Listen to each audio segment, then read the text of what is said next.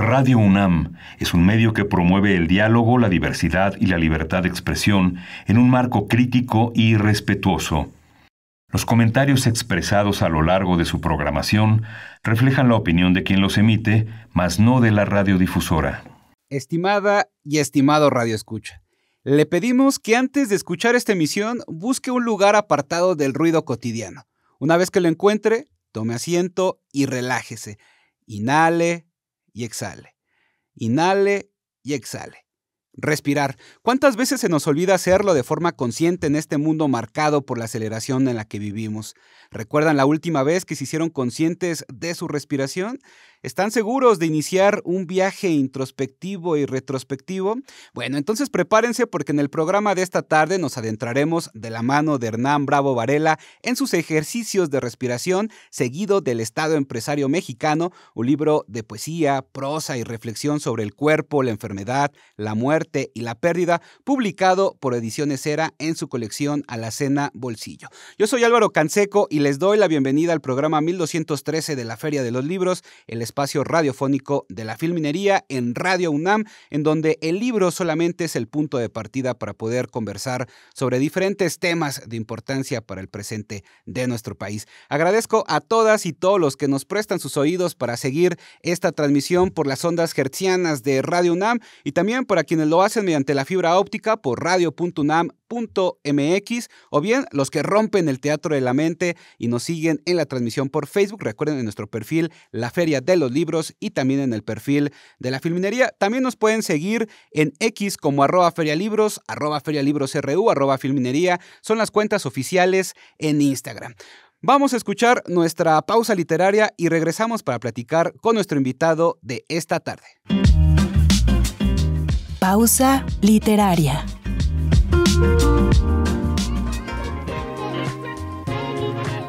Miré la avenida Álvaro Obregón y me dije, voy a guardar intacto el recuerdo de este instante porque todo lo que existe ahora mismo nunca volverá a ser igual. Un día lo veré como la más remota prehistoria. Voy a conservarlo entero porque hoy me enamoré de Mariana. ¿Qué va a pasar? No pasará nada. Es imposible que algo suceda. ¿Qué haré? ¿Cambiarme de escuela para no ver a Jim y por tanto no ver a Mariana? ¿Buscar una niña de mi edad? Pero a mi edad nadie puede buscar a ninguna niña.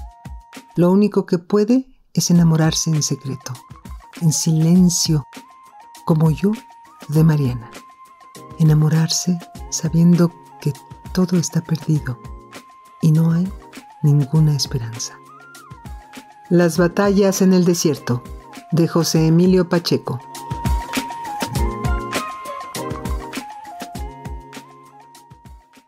Sin duda uno de los libros que nos ha marcado a muchos, pero de igual manera destacan el principio del placer y la antología de poesía Los días que no se nombran. Así que aquí está la invitación para leer a José Emilio Pacheco, si es que no lo ha hecho, o para revisitar su obra, que siempre es un placer y un goce leer cada uno de sus libros. Y bueno, como cada lunes es momento de regalar los libros de cortesía que tenemos para todas y todos ustedes. Esta tarde tenemos un ejemplar de 80 sueños de Juan Eduardo Cirlot. Esta es una cortesía de Primero Sueño Editora y también un ejemplar de Vidas de Sangre, Mujeres en la Narrativa Mexicana del Crimen de Katy Foures. Esta es una cortesía de la Universidad Autónoma de Aguascalientes y la Universidad Autónoma de la Ciudad de México. Se van a ir para las dos primeras personas que nos escriban en el chat de esta transmisión en Facebook y nos den el nombre de su libro favorito. Así de fácil, así de sencillo, se van a llevar alguno de estos libros. La Feria Internacional del Libro del Palacio de Minería te invita a formar parte de su grupo de becarios. Si eres estudiante universitario o recién egresado y tienes interés en el libro y la lectura, consulta la convocatoria en filminería.unam.mx. Y ya está con nosotros Hernán Bravo Varela, quien es autor de diversos libros de poemas, entre ellos Oficios de ciega pertenencia, por el cual ganó el Premio Nacional de Poesía Joven Elías Nandino 1999, sobre naturaleza, Hasta aquí y la documentación de los procesos. También es autor de libros de ensayo como Los orillados, Historia de mi hígado y otros ensayos, Malversaciones sobre poesía, literatura y otros fraudes. Desde 2017 pertenece al Sistema Nacional de Creadores de Arte y actualmente es editor del periódico de poesía del UNAM, y hoy nos viene a platicar aquí a la Feria de los Libros sobre Ejercicios de respiración seguido del Estado Empresario Mexicano, una publicación de Ediciones Era en su colección Alacena Bolsillo. Hernán, bienvenido a la Feria de los Libros, un placer tenerte aquí en el estudio. Encantado de estar aquí contigo, Álvaro, platicando, y nada, un abrazo y un cariñoso saludo a todos y todas que nos escuchan. Oye, Hernán, este libro está lleno de confrontación, de introspección, de retrospección en el tiempo, pero sobre todo es un libro que abre el archivo del yo, el archivo familiar también, para expiar y reflexionar sobre diferentes temas. Y antes de adentrarnos en estos ejercicios de respiración, me gustaría que le platicaras al público de la Feria de los Libros cómo es que surge esta obra, todo lo que está al margen, los silencios que no pueden encontrar aquí, pero que sin duda es importante para que pueda haber sido publicado. Sí, completamente. Los entretelones, ¿no? Exacto. O, si se quiere, sí, el detrás de cámaras del libro, ¿no? De los libros. Bueno, tanto Ejercicios de respiración como El Estado Empresario Mexicano fueron escritos relativamente en un lapso de 3 años, más o menos, 3 años y medio, a partir de una serie de crisis, de todo orden, de toda índole. El libro fue haciéndose como un armado de poemas que pretendían, cada uno de ellos por separado, buscar distintas respiraciones para desplazarse y hacerse del mundo que estaban tratando de hacer cada uno de estos poemas. Por eso, no solo la temática, que es evidente, sino también las formas están en continua remoción de escombros.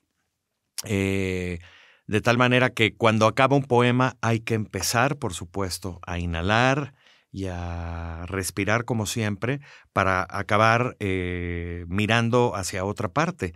Y la construcción de la voz, del tono o de la forma de cada poema es inevitable, necesariamente distinto entre sí.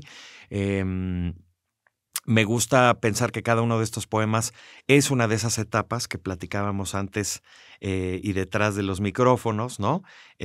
Para alcanzar en la respiración una paz que está más allá de las palabras, ¿no? Como podríamos casi definir el nirvana, y que empieza, por supuesto, desde esa rueda de las encarnaciones que es el samsara. Exacto. Y en el que llegamos, de acuerdo con la visión budista, a un mundo después de haber pasado por otros tantos incesantes, bajo una nueva forma, bajo una nueva codificación. Y creo que el poema también puede hacer ese mismo ejercicio de resucitación, de reconstrucción, de reencarnación.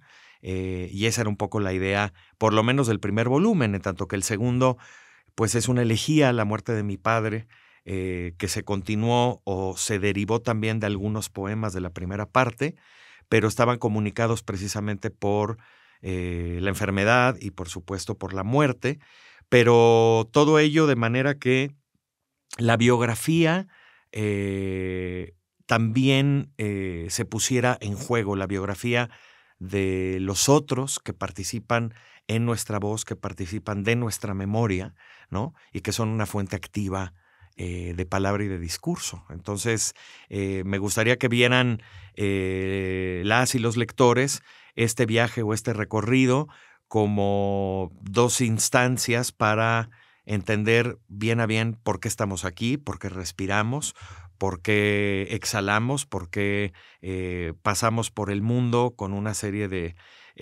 virtudes, goces y penalidades, siempre, por supuesto, sin buscar las respuestas, sino buscando preguntas cada vez más candentes, cada vez más en el centro de nuestras preocupaciones, ¿no? Creo que la poesía tendría que ir por ahí, ¿no? Claro que sí. Has mencionado dos conceptos que me parecen bien importantes e interesantes, que es el de samsara y el nirvana. Ujú. De hecho, abres y cierras el primer Sí. apartado del libro así, y que constituyen como, pues, parte toral del budismo y de las religiones de la India. Y sobre todo la religión en general creo que está muy presente en este libro. Cuéntanos cómo fue tu acercamiento a este tipo de espiritualidad y qué influencia tuvo al momento de escribir este libro, porque se Sí. nota que hay una influencia fuerte del budismo sobre todo. Sí, por supuesto que es una influencia menos temática que encarnada. Ujú. Sí quisiera eh, ser muy claro en que ese repaso por las distintas instancias de la respiración en busca de la iluminación total, que es una iluminación en el vacío, ojo, no es una iluminación como la que nos prometen tantos grupos de wellness, ¿no? El New Age que también O está, del New sí, Age. sí, sí. Tiene que ver con una iluminación en la que uno está desposeído de todo. Ujú. O si se quiere, una iluminación que proviene de nada que no sea sino la fuente de esa luz, ¿no? Incluso un vacío de donde podrá salir o no el lenguaje. La poesía trabaja siempre con esa tensión, con una manera de ver o de observar y de parir al lenguaje, como si se tratara de un objeto completamente autónomo, incluso al lenguaje mismo, ¿no? De ahí su radical extrañeza en sus formas, en sus principios y en sus métodos de expresión. De ahí también su cercanía con el silencio, naturalmente. Creo que el género literario que más se aproxima a la sensación, al descubrimiento o a la esencia del silencio es el poema, porque además dialoga con esa segunda parte de la hoja en blanco que no solemos tener en cuenta, pero que tiene que ver, digamos, en general con el margen derecho, donde estamos atravesados por la experiencia de un blanco, de un silencio enorme. Y es frente a ese silencio, frente al que se postra el lector, como un orante, pero también como un practicante de eso que Georges Perrault, francés, llamaba en torno a la poesía como una religión en sí misma, ¿no? Sin ningún tipo de ascripción, siento que cada una de esas etapas conduce evidentemente a una iluminación tan intensa y tan intolerable para nuestra condición humana que solamente puede ser reflejada o encarnada, insisto, a partir de un cuerpo de palabras que va formándose con mucho azar, con mucho silencio y con, por supuesto, la única misión posible, no terminar convirtiendo todo lo que nos ocurre en simple y llana anécdota. El poema siempre va más allá de la historia, ¿no? Busca una respiración, busca un centro desde el cual podamos cantar y contar nuestra aquí y ahora. Y antes de ir a una pausa musical, a mí me gustaría preguntarte, a propósito del título del libro, sobre el Anapanasati, esta práctica de meditación que invita a la calma en el budismo, a la observación, a la conciencia del cuerpo, y que incluso se vuelve transgresora para los tiempos acelerados en los que vivimos. Así es. Bueno, el Anapanasati está encarnado muy vibrantemente a lo largo de todo el primer libro, sí. porque cada uno de los poemas lleva por título también una de estas fases de la respiración, ¿no? Empezamos con esta rueda de las encarnaciones y terminamos con esta iluminación que está más allá de las palabras, ¿no? Yo lo que quería era, insisto, evitar todo tipo de discurso edificante, Que ¿no? no se nota, sí, no. Sí. O de práctica que pudiera establecer a la poesía como un correlativo de la experiencia de la meditación. Ojo, creo que evidentemente un poema es un tipo de meditación. Sí. Es un tipo de meditación sobre el lenguaje, es un tipo de meditación sobre la música de las palabras, sobre el silencio que las rodea, pero también sobre la enorme cantidad de dudas que nos atraviesan como una especie de gran logósfera, ¿no? Y que nos cubren por completo. Más allá de que tengamos o no una sensación de plenitud, que también podríamos decirlo con el budismo, de vacío total, de gran nada primordial, ¿no? sí era mi preocupación que los lectores, así mismo como el autor, entendiéramos que los poemas son caminos de meditación, pero sin ningún tipo de certeza a cambio. No obtendremos necesariamente ni la paz mental ni la paz mundial que estamos añorando con tanta fuerza, con tanta necesidad, ¿no?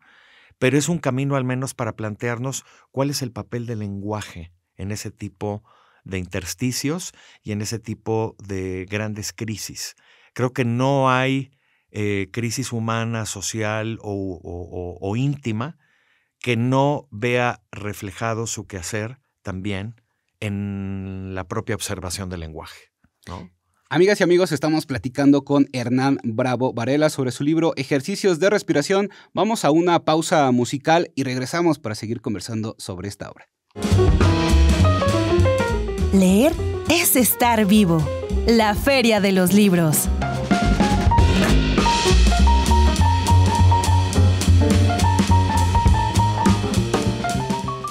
Bueno, y a propósito del título del libro, escuchamos Respira del álbum Pulso de la banda madrileña Accidente, que pues queda muy ad hoc, por supuesto, con el tema y la obra de la cual estamos platicando. Hernán, estos ejercicios espirituales están seguidos del Estado Empresario Mexicano, donde hablas de José Antonio Bravo González, figura importantísima en este poema en prosa, que también se puede leer desde mi perspectiva, ya tú me corregirás, como una carta o un ejercicio precisamente de catarsis. ¿Quién fue José Antonio Bravo González? Ni más ni menos que mi padre.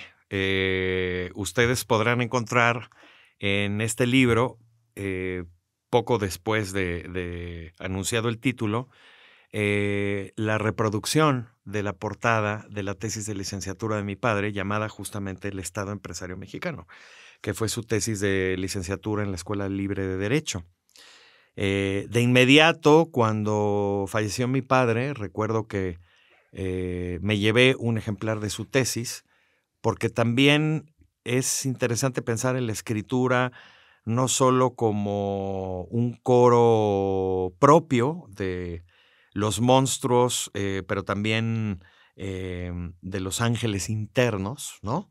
Sino también como una serie de prácticas que en la vida cotidiana no necesariamente tiene que ver con la poesía, pero en las cuales el poeta encuentra o puede hurgar más claves, puede descubrir más caminos no tomados, como los llamaría Robert Frost, ¿no? Y tratar de buscar en esas escrituras, en esas vidas, en esos otros registros que nos acompañan, una manera de hacer un diálogo incluso in absentia, ¿no? Creo que muchos de los poemas sobre la muerte que nos acompañan, pienso en las coplas a la muerte de su padre, Jorge Manrique, que está citado en el libro, Sí, sí. pienso en algo sobre la muerte del mayor Sabines, pienso en El retorno de Electra de Enriqueta Ochoa, bueno, en fin, en tantos poemas que hablan sobre la muerte del padre y siempre tienen que ver de alguna manera con el rescate de ese tono de voz o de ese timbre de voz inconfundible que tenían nuestros muertos. Y la reproducción o la reanimación de ese espíritu en el libro, al menos me dio el aliento para seguir, para tratar de conjurar esa voz en ausencia. Yo creo que eso está presente también plenamente en algunos de los grandes mitos que atraviesan la civilización occidental. Ni más ni menos Orfeo y Eurídice es eso.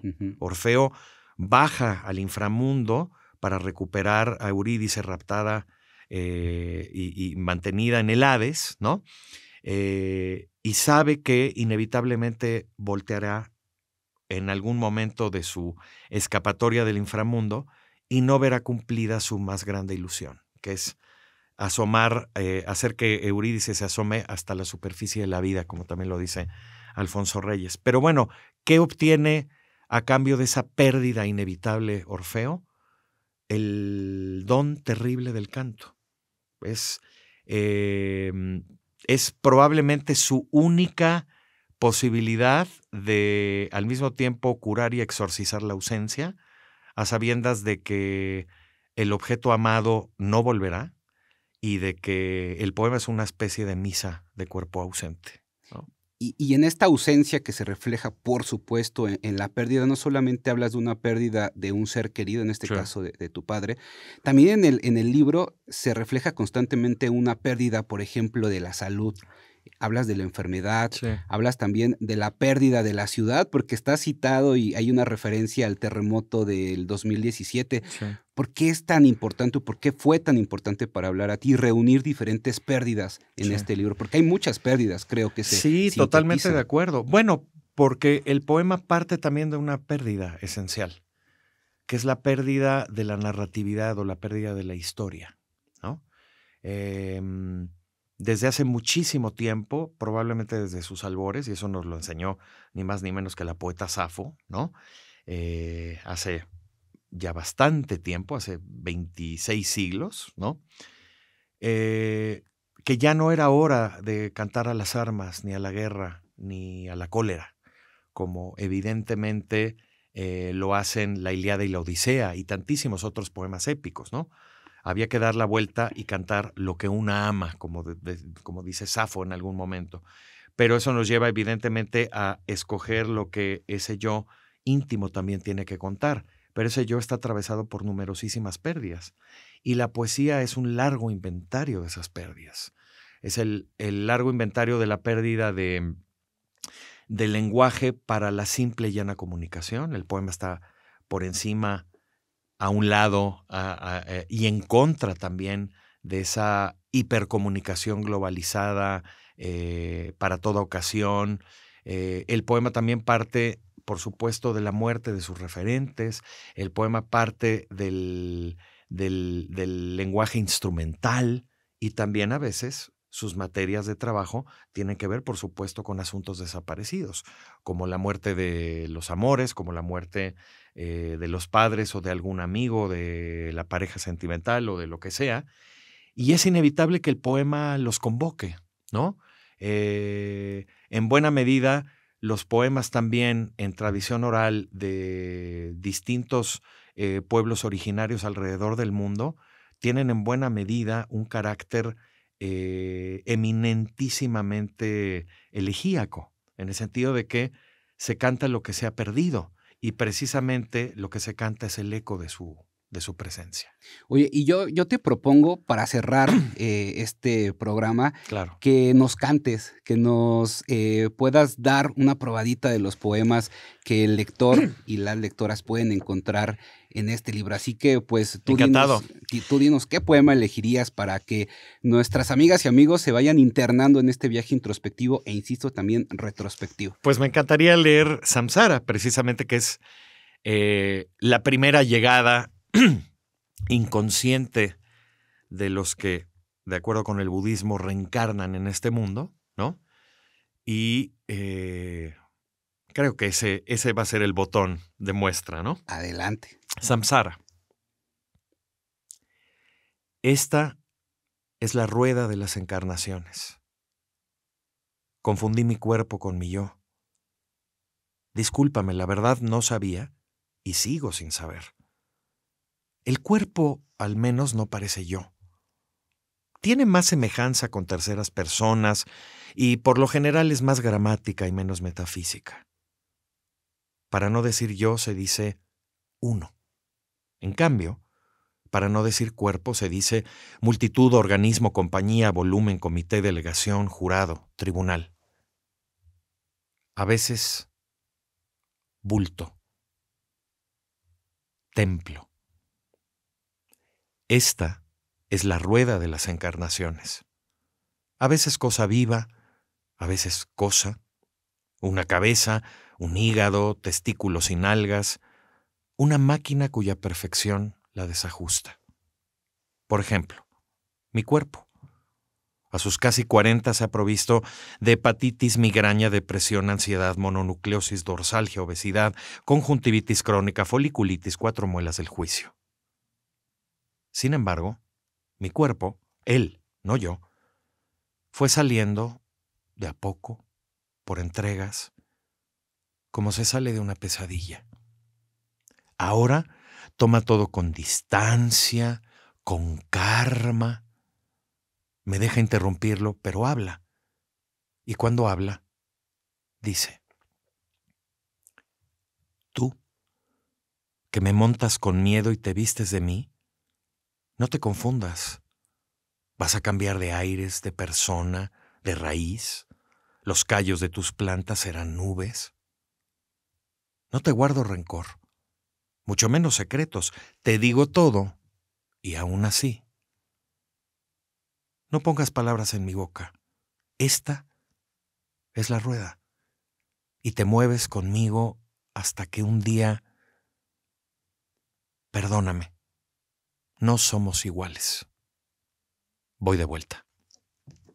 Esto que escucharon es Samsara en la voz de Hernán Bravo Varela. Hernán, muchas gracias por visitarnos esta tarde aquí en la Feria de los Libros. Un placer poder conversar y te esperamos próximamente para seguir hablando de más poesía. Hoy, al contrario, el placer es todo mío. Ojalá que muy pronto nos encontremos también con las y los lectores de este programazo y, por supuesto, nos veremos muy pronto. Y seguir conversando de poesía. Por favor. Por supuesto que sí. También le quiero agradecer a todas y cada una de las personas que nos han seguido esta tarde. Recuerden que pueden escuchar El Recalentado Literario en nuestras diferentes redes sociales. Agradezco a todo el equipo de producción que hace posible este programa. Francisco Chamorro, Eva Pineda en la operación técnica, Pablo Cuellar en la producción. Yo soy Álvaro Canseco. Tenemos una cita el próximo lunes en punto de las 14 horas en la Feria de los Libros para seguir hablando de libros y de los temas que están dentro de sus páginas. Hasta pronto. Y en la cartelera cultural,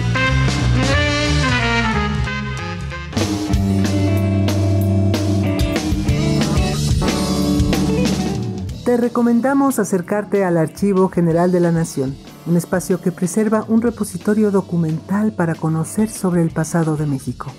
Puedes hacerlo de manera virtual o presencial en Eduardo Molina 113, esquina con Albañiles, Colonia Ampliación Penitenciaria, Ciudad de México. De lunes a sábado de 9 de la mañana a 4:45 de la tarde. Conoce la cartelera cultural que ofrece la UNAM a través de su portal cultura.unam.mx, en la cual podrás encontrar diversas actividades literarias completamente gratuitas. Te invitamos a conocer el Centro de Estudios Literarios Capilla Alfonsina. Ofrece actividades culturales, biblioteca, visitas guiadas, talleres literarios y presentación de libros. Ubicado en General Benjamín Gil número 122, Colonia Condesa, Ciudad de México. Consulta los horarios y mayor información en capillaalfonsina.imba.gov.mx.